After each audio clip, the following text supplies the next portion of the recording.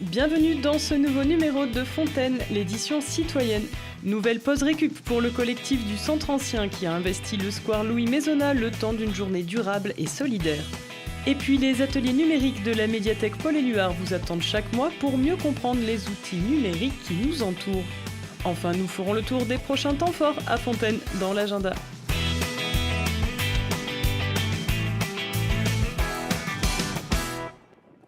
Nouvelle édition pour la pause récup. Le collectif d'habitants du Centre Ancien organisé pour la deuxième fois cet événement qui permet de sensibiliser au recyclage, à la réduction des déchets, à l'entraide citoyenne.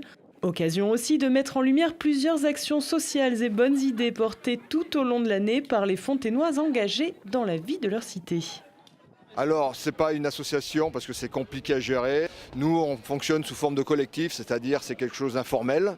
Il n'y a pas d'organisation réelle qui existe, enfin d'organisation administrative et juridique. Donc les gens, ils sont délégués du Centre Ancien quand ils le désirent. C'est ce que je fais depuis quelques années.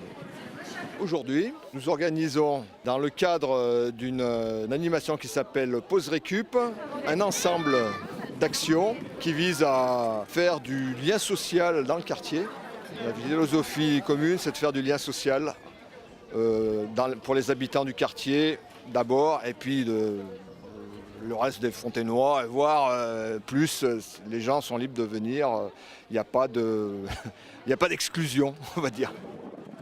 Parmi les acteurs présents, le Ripper Café, l'Abricot, les confitures solidaires, le sel de Fontaine et l'espace partage, tous deux basés sur le troc, ou encore la métro, venue guider les habitants dans leur tri de déchets.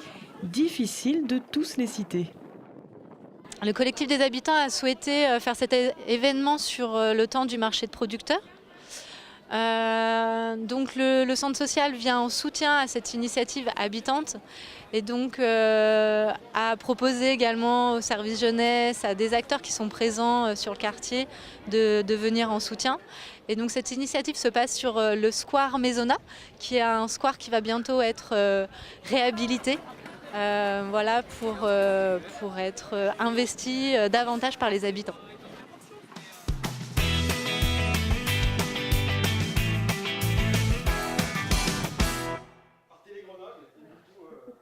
C'est l'un des temps forts proposés par la médiathèque Paul-Éluard. Les ateliers numériques permettent au grand public de venir s'informer un vendredi par mois sur les nombreuses thématiques du web, du numérique, de l'informatique et de tous ces outils qui entrent chaque jour un peu plus dans nos vies sans que l'on sache toujours bien les connaître.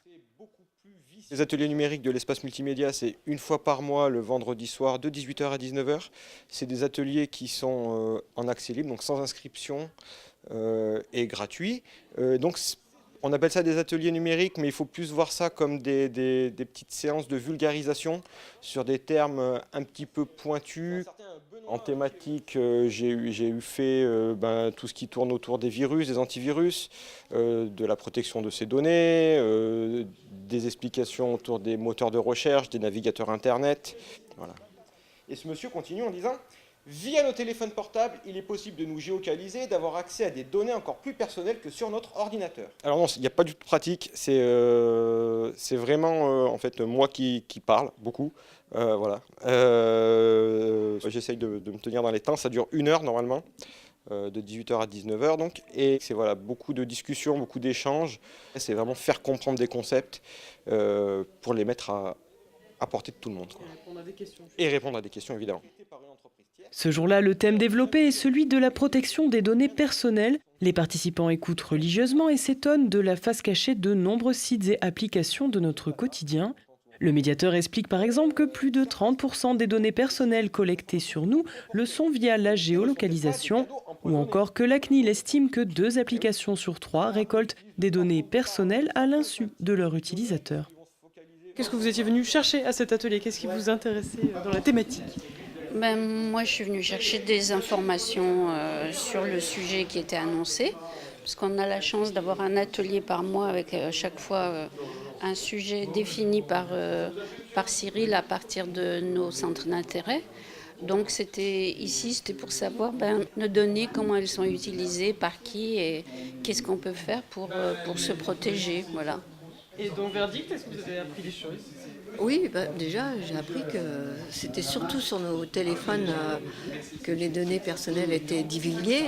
Et puis, faire attention maintenant aux applications dont on a besoin ou dont on veut se servir. D'accord. Et donc, qu'est-ce qui vous plaît dans ce concept? Qu'est-ce qui vous fait revenir? C'est que l'information est simple, claire, que chaque fois ça nous apporte quelque chose. C'est court, c'est net, Voilà. c'est précis et on peut poser des questions aussi, ils nous répondent toujours. Et puis on peut revenir en dehors de l'atelier pour compléter ou pour parler d'autres choses aussi. Pour connaître les dates des prochains ateliers ou encore les nombreux autres services mis à votre disposition, rendez-vous sur le site internet de l'espace multimédia de On va reparler Fontaine. de l'adresse IP après, mais en fait avec votre adresse IP...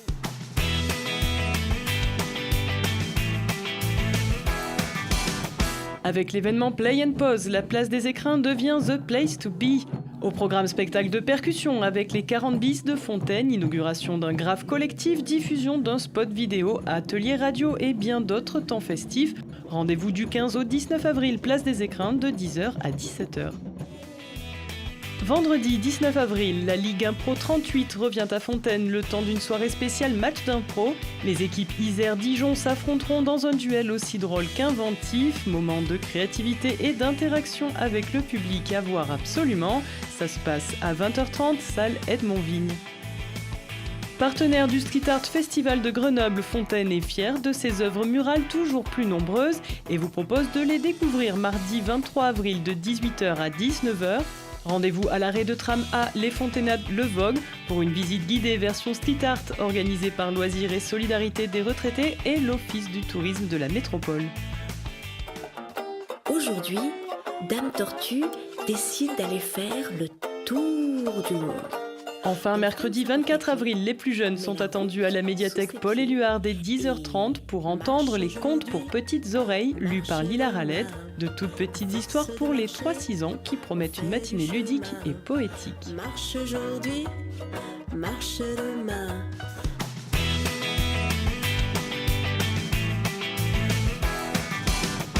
Et on se quitte avec la photo de la semaine.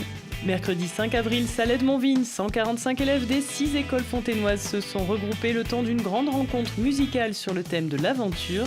Encadrés par leur professeur de musique, ils participaient à l'édition 2019 du voyage lecture de la médiathèque. À la semaine prochaine.